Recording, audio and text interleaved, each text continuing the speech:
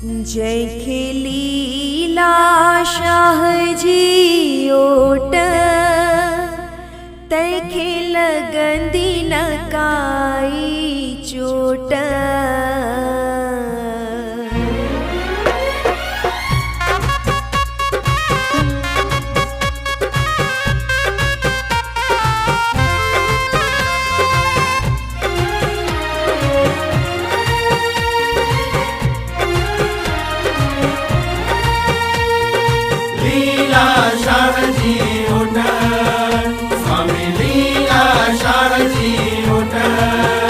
जैखे लीला शाह जी ओट तैखे लगंदी न काई चोट।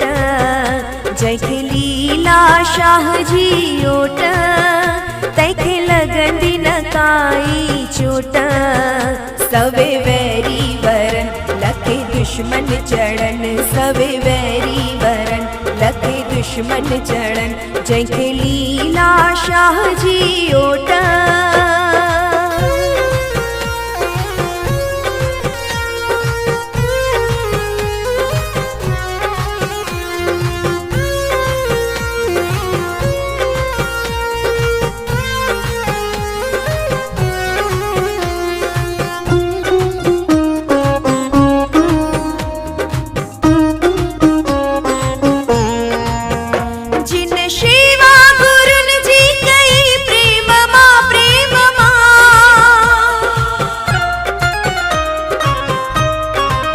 हो जिन शिवा गुरुन जी कई प्रेम मां तिन जो बेड़ो थियो पार संसार मां तार मां। दिसी वायु न तो सदा रंग में रतो, दिसी वायु न तो सदा रंग में रतो। तैखे मेवा मिलंदा मोट, सवे वैरी वरन लखे दुश्मन चढ़न, सवे दुश्मन चढ़न। जैखे लीला शाह जी ओट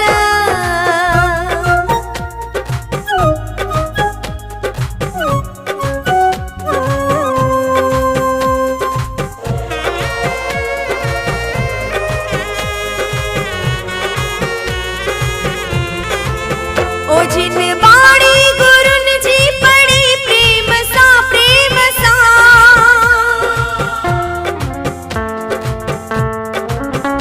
जिन बाणी गुरुन जी पड़ी प्रेम सा प्रेम सा।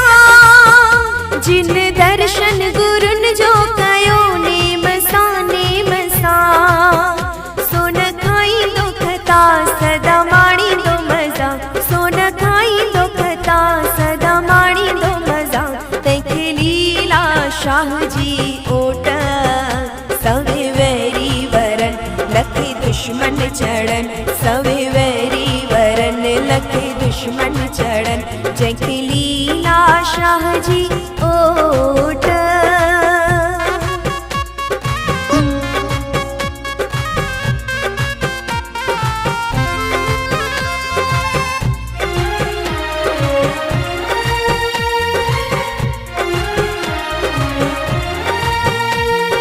लीला शाह जी ओट, स्वामी लीला शाह जी ओट। जिन नाली साईं जी अमाया लुटी आ लुटी, जिन नाली साईं जी अमाया लुटी आ लुटी। परमानंद उन्हन जी पछाड़ी सुठी आ सुठी। तिन जो बुरो भी भलो सदा साओ थियो सलो, तिन जो बुरो भी भलो सदा साओ थियो सलो। तैखे पवंदी न काई खोट, सवे वैरी वरन लखे दुश्मन चढ़न, सवे वैरी वरन लखे दुश्मन चढ़न। जैखे लीला शाह जी ओट तैखे लगंदी न काई चोट। जैखे लीला शाह जी ओट तैखे लगंदी न काई चोट। सवे वैरी वरन लखे दुश्मन चढ़न, सवे वैरी वरन लखे दुश्मन चढ़न। जंहिंखे लीला शाह जी ओट, स्वामी लीला शाह जी ओट, स्वामी लीला शाह जी